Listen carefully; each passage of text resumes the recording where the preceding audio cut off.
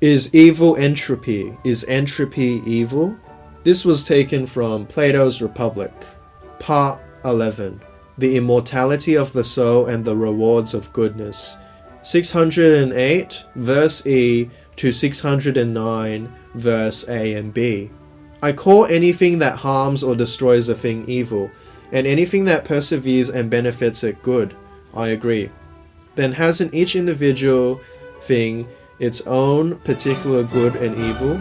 So most things are subject to their own specific form of evil or disease. For example, the eyes to ophthalmia, and the body generally to illness, grain to mildew, timber to rot, bronze and iron to rust, and so on. Yes, and is not their effect to flaw anything they attack, and finally to disintegrate and destroy it altogether? Yes.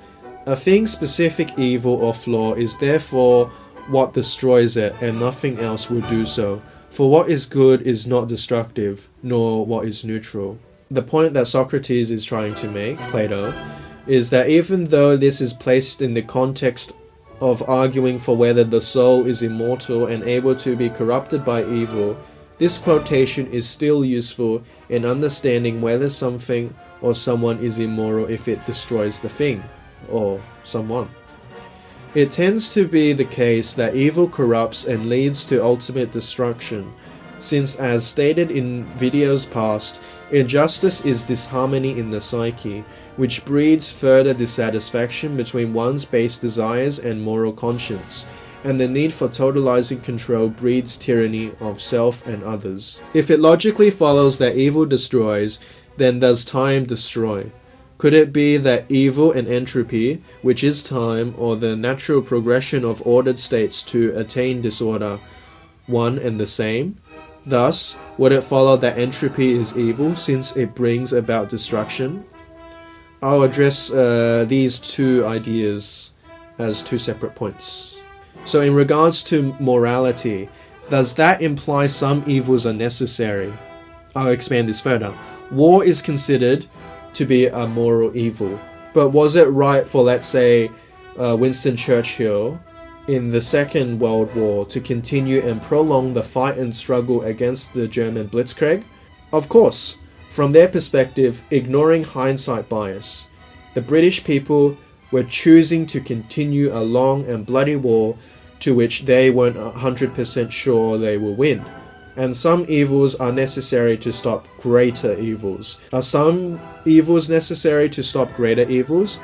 Are some wars necessary to stop tyrannies? In regards to the physical nature, as in physics and so forth, the second law of thermodynamics states that ordered systems gradually approach disorder.